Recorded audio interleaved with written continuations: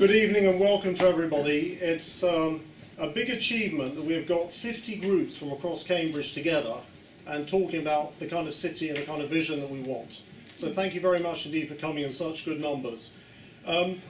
The issue that I look at is I look back 5 years ago and we didn't have very much money in Cambridge to make changes. So we were looking at simple road schemes, road extensions on places like Madingley Road, etc. And in the last 5 years, there have been massive changes. If you take, for example, technology, which is a subject that people in Cambridge care about, driverless cars, electric vehicles. I remember 5 years ago, people said it's in the distant future. Now people are talking about these things coming through in the next decade. So there's a huge change there. Another thing I would talk about is funding. And this is to do with James, who's here this evening. We had very little money 5 years ago. Since then, we've had 500 million quid from the City Deal scheme, and also there is a potential to raise billions of pounds for public-private finance. So the thing you should all be thinking is, we should be ambitious for our city, because there is technology now, and there is funding for what it is that we want to do. And I find it disappointing that we are still looking at white elephant schemes like the Camborne to Cambridge busway, which are old-fashioned, rather than actually going on to these bright new ideas. So tonight, James will hopefully have a chance to talk about his vision for tunnels, underground, etc. And there are other people who have similar ideas. And the only thing I would say, speaking personally as a campaigner for the Coton Corridor, is, James, we want you to be sort of the knight in shining armour. We want you to intervene with the City Deal.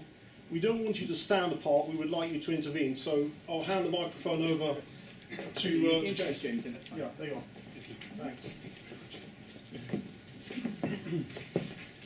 Well, thank you, Stephen. I feel as if a path has been trodden before. I do know a story, I'm sure you've all heard it, where a certain gentleman rode a donkey into Jerusalem and the palms were laid before him, and he was a hero. Yet within a week he was crucified. Now, a Conservative talking in Cambridge at this moment in time is a dangerous thing, despite the message he may or may not put over. So please bear with me. By the way, I'm not comparing myself to the Messiah. I'm just a naughty boy. The need is obvious. If there wasn't a need, I don't think this hall would be full, and I've spoken in this hall twice before, and there's probably twice as many people here tonight as there has been when I've been here before. We all know the problems. We know the problems, how they are now. We know that we have a highly congested city without a quality public transport offer.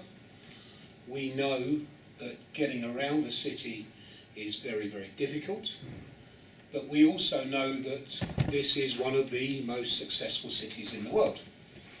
Stephen spoke of the changes in the last 5 years, and of course they are there and they're obvious to us. And the changes in the next 15 years will also be incredible. Cambridge alone, or the Cambridge area, will bring forward 44,000 new jobs in the next 15 years. When you add to that the terrible problem of shortage of housing and the issue that we have with congestion, not just in the city but getting to and from our science parks, around the perimeter of Cambridge, it means that we have to look at things, I believe, in a radical way. Now, is it really radical? Are the suggestions that I'm making and others are making really radical? Well, they're probably not, because London came up with this solution in 1860, before electric and before modern technology, and of course the London Underground has hardly been a disaster. In fact, so much so that none of us could consider what London is like now without an underground. We get to London, we don't even think about jumping on the tube, moving around the city. It's what we do, it's what's obvious. Well, if it's obvious for London, and it was obvious for London in 1860, wouldn't something similar for Cambridge be obvious in 2017? I believe it is obvious. I think that we have to be ambitious for this city, we have to be ambitious for this county. We have to look at ourselves as world leaders, not world followers. In certain areas we absolutely lead the way. In life science and technology, we are the leaders, not people like me, I'm just a politician. People who are actually intelligent, who really know things. People deliver in this city on a daily basis solutions to the problems of life that keep people alive. Yet we are struggling to provide a solution to getting around this city that provides such incredible solutions. So I would suggest to you that we should be ambitious and we should raise our aspirations of what can be achieved in Cambridge and in Cambridgeshire. Now you can't tell me the money isn't available in this city. You can't tell me there isn't an opportunity to raise money in this city to deliver world-class infrastructure. Holdings sold last year for what, £24 billion? No, that's not public money, but it means that there's people who want to invest in what's going on in this city. And if people from Japan want to buy companies in this city for £24 billion, believe you me, international investors want to invest in a public transport system that will serve those companies, not just for the next 5 years, but for the next 40, 50, 100 years plus. And I know they do because I've spoken to them, as you would expect. So, if we're looking at a solution for Cambridge, and I believe that light rail is the solution, I believe that underground is the solution, we also have to look at the housing problem that we have and how we solve that problem beyond the boundaries of the current city deal. And I'm not criticising the city deal, and I know you want me to lay into the city deal, I know you really do. But, you know, let's be objective and let's understand the situation. The difference that I have as Mayor of Cambridgeshire and Peterborough, and the city deal has, or I'm going to call them the Greater Cambridge Partnership because that's the rebranding and we should call them that, is that I have to look at the solution for the whole county, not just a very small area, which means that I can look at life beyond the boundary, the political boundary of South Cambridgeshire, as far as St.Its and as far as Haverhill. So what we're looking at here is the solution that's needed between St.Its and Haverhill. From your side, it's probably St.Its and Haverhill, but I know what I'm trying to do. So, the issue is very clear. We are short of housing, and that's not going to go away. We've built 50,000 houses too few in this country per year, every year since I've been born. Now, that's not 12,000 houses. That is, I'm 47 years old. You work it out. A lot of you are cleverer than I am. It's too many, too few. That's why we've got a housing crisis. That's why this room is full of people who own houses, and the people who don't own houses probably can't afford to live in Cambridge anyway, and that's a problem we have to solve. So in order to pay for an underground system beyond Cambridge that goes from St.Its to Camborne, St.Its to Haverhill, that calls in our major industrial parks, our science parks, we have to raise the finance, and the way to raise the finance is through housing delivery. But there is a problem, and the problem is that housing in this part of the country is very high because land value is very, very high. And if you want to build around the Cambridge area, you're looking at £1.5 million an acre, and that means that low-cost housing is difficult to deliver, market housing is very, very high, and of course that money is dead to the economy. My proposal is a development corporation, the Combined Authority, that caps the land value along the corridor over a period of 40 years, which means an investor can come in with a certainty that any housing development along that corridor, not only is it developed through the development corporation, so it's high standard, high level housing, high quality, affordable, but the market houses that are sold in there pay a cap or a levy into the development corporation to pay for the infrastructure. Because without the infrastructure, you're not going to build the houses because we're quite full already because our infrastructure is so poor. So simple mathematics, and again, I'm sure there's people in here sharper than me, but if you're building 50,000 houses, 30,000 of them average levy, let's say £30,000 a house, that's £1.2 billion raised already. That's without the potential for business growth along the corridor. And I'll say it again, we have to provide the homes because the growth in the economy in Cambridgeshire and Peterborough is so incredibly vast. If we don't provide the homes, the economy will crash and we'll lose the businesses and the jobs and all the things that drive our economy, that keep us all in the position we are. And we're very, very fortunate to live in one of the wealthiest places on earth, possibly the best place to live in the entire world. I'm slightly biased, I'm from here, it's my home, and I love it. But you can't all live in Selham, I'm sorry about that, but that's the way it is. So, it is about raising aspirations, it's about being bold, it's about home delivery, it's about housing delivery, quality homes that people want to live in communities that are linked to the city, but not necessarily built very tightly around the city. It's moving people at a genteel but a sensible pace, mass transit across a long area. And of course, we've got to learn the lessons of the past. So Camborne, a new town that's built on slightly off the edge of Cambridge, without any public transport infrastructure. So now we've got to put that public transport infrastructure in.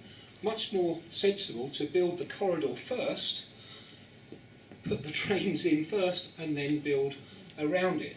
Now, I'm not naive. You know, as I said when I started, you're looking potentially to me to solve a problem. However, if the initial problem goes away, then a lot of you will not really like necessarily everything that I suggest.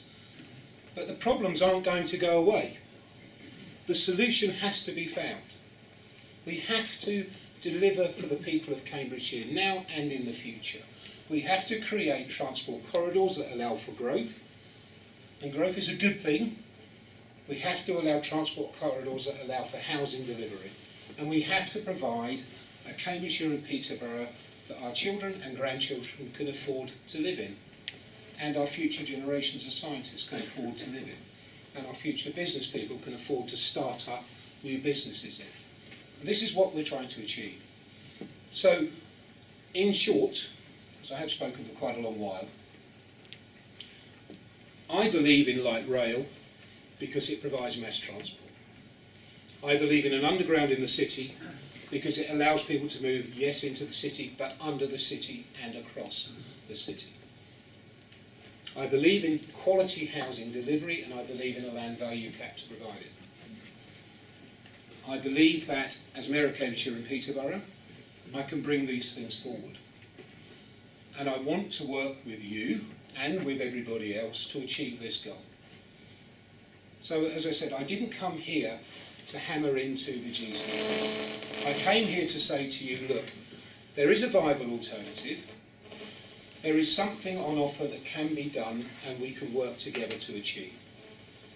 But please, please, please don't think I can make the problems go away, because I simply can't, because the economy and the growth of the economy in the south of the county is so vast and so quick that it's just not going to go away. We are a very, very successful county. Even our poorest bits in the north of the county are considerably more successful than most parts of the UK. And there's a reason for that. The reason is that people in Cambridgeshire work very hard, and they are prepared to get on with the job in the classic old British way, and nowhere more so than this city itself. So, here's the alternative. There isn't a vote on the busway until next June. We are looking at, currently in conjunction with the GCP, we are looking at alternatives to the busway. So, work with us. When the consultations come your way, look at what's right, what you believe is the right thing to do. And I believe that the right thing to do is to deliver a light rail for the south of the county. And I believe that's exactly where we will be by this time next year. Thank you.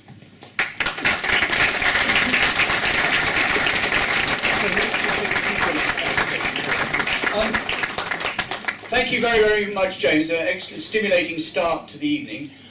We have points of clarification now for James. Only points of clarification. We don't want issue points or scoring points. That can come later. Just if there are anything he said which is unclear and you'd like him to clarify. Could you stand up and see if you can make your voice, project your voice? No, you can't. Okay. Yeah. GCP is the Greater Cambridge Partnership, Yeah. the new name for the city deal. Okay. Any other points? Yes, please. When you say work with us, can you be more specific, please? Well, I'm the Mayor of Cambridgeshire and Peterborough, and I'm the Chairman of the Combined Authority.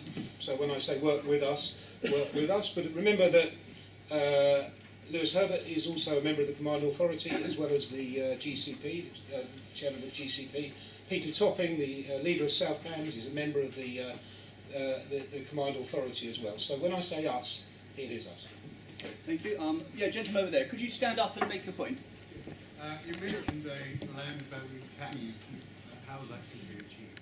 Okay, so I have to go through government, and it has to have an act of parliament. So we are pushing buttons here that perhaps haven't been pressed in a very long while. But that's how, in short, that's how we achieve it. We get an act of parliament that gives the Combined Authority the ability to cap land value over infrastructure development areas. Thank you. And gentleman on the far side? Yes, Marcus Gearing, Councillor here for Newnham. You seem to be quite happy with the current consultation going ahead, but wouldn't it make more sense to wait until the light rail study is done and then start the more concrete planning process? Potentially yes, but you know, I'm not an island. There are other political issues, and those people who live in South Cambs will be aware of the local plan that needs to be fed through the system as well. So we have to work in conjunction with other issues that are surrounding the current issue. So I can see what you're saying, but there is a local plan that needs to be fed into the system. Thank you. Gentleman here? Something had a hand. Could you explain to us, because your position is new, I mean, what actually are your powers and what are the responsibilities, and how does that relate to everyone? Who is the ultimate decision maker in this thing? Okay, so the decision on this, we are working on with government on who is actually in charge of transport and infrastructure in Cambridgeshire and Peterborough, but the remit from government for the Combined Authority was that the Combined Authority was in charge of transport and infrastructure on, in the Cambridgeshire and Peterborough area. Okay. And lady here? Hi, you said that the pressures of land costs were going to make delivery of affordable housing difficult. Do you have anything in the plan that would address that? Do you hear at the back of the room okay? Fine. Okay, well, yes, because land value cap would address the problem of land costs. So let me just give you a quick example. I've stolen this. So there's no new ideas, by the way. You know, I'm not somebody who's coming up with these things straight off the top of my head, but in East Cambs, and Rod and I discussed this ad infinitum during our campaign, we have led on Community Land Trust. The Community Land Trust in Streatham has provided 33% affordable homes. Because it was working in conjunction with the landowner, it was Peterhouse College in Cambridge, the landowner received around 10 times the value of agricultural land as their partnership. So if we were to take that model and suggest that a partner landowner in a land cap, not necessarily be a partner, they may be forced more, but a partner value in a land cap was getting around 10 times agricultural value, which is around £8,000 to £10,000 an acre, so £80,000 to £100,000 an acre, rather than £1 to £1.5 million an acre. You can see that not only is it easier to provide affordable housing because the land value is much, much lower, but also you're not relying necessarily on 3 or 4 national builders who can afford to build out large-scale housing schemes. Local builders, without the ability to borrow so much money, will be able to go in and develop housing schemes because they're buying at a tenth of the price of that. Thank you, James. A gentleman back here, another one over here. So this guy. Thank you. Fascinating explanation, but where do ordinary, poorer and lower paid people fit into this? And in particular, when you say affordable, do you mean social housing, which seems to me to be the key issue for the whole? Okay, so I think we have to look at it in several ways. So yes, social housing. Of course, there are current provisos that we have a certain amount of social housing for all developments. But I would also say to you that, of course, we have to provide social housing for those of the poorest in society. But I would also say to you that we have very, very high employment across the whole of Cambridgeshire, under 1.5% in the south of the county.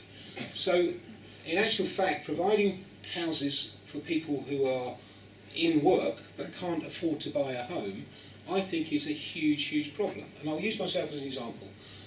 Before I became the Mayor of Cambridge and Peterborough, before I was a district council leader, I was a milkman and a farmer. So I was on a low wage earner. When I got married in 1994, I saved up and I bought a house in 1995. A 4-bedroom house in Solm in 1995 cost me £48,000. I know, some of us are old enough to have done it. I was earning £16,000 a year. I was able to borrow 3 times my wage to buy the house. It wasn't because I was rich that I was able to buy a house, it's because I was very fortunate that I was just in the market after the crash of the 1990s and before the house prices went up. But it shouldn't be just because I was lucky that I was able to buy a house. Everybody should have that opportunity. As I say, I was a low-paid worker and I was able to afford to buy my home. What we should be creating is, yes, housing for those who can't even afford to buy, social housing, but we should be able to, through the land value cap, create housing for people who are low paid to be able to own their own home. And that's certainly something that I believe very strongly in. And when you have, as we have, high employment, then you should be also providing houses for people who are in work to buy. Thank you. One last question here. Could you actually put a figure on your Could you stand up? Sorry. Sorry, could you actually put a figure on your definition of affordable housing? Is it 20% market value or 80%? Because I think it's But I don't think that the ultimate thing is, in the housing market, you have to provide for the whole market. And what is affordable, sir? You know, what is affordable to you, or what's it? I mean, there isn't an actual. I can't give you a figure. You find it as 80% of market value, which for most people here. I don't agree with that. But what I would say to you, sir, is that look. What I will say to you is the cost of building a house in Cambridge or in surrounding Cambridge is exactly the same as building a house in Peterborough or the surrounding areas of Peterborough. Yet a 3-bedroom semi-detached house in Whittlesea, just outside Peterborough, will cost you in the region of £150,000. Now, to a working couple, £150,000 for a family home is an affordable amount of money. It might be a bit of a pinch, but it's an affordable amount of money. That house would cost exactly the same to build here. The difference is the value of the land. If we can take away the value of the land problem, then we can potentially solve the problem of house prices. So I don't want to get caught into 80% of this or 90%. I want people who are earning £16,000 or £18,000 a year to be able to have the chance to get on the housing register, on the housing market. I don't think that that's an ambition that shouldn't be fulfilled. Thank you very much, James. That's great.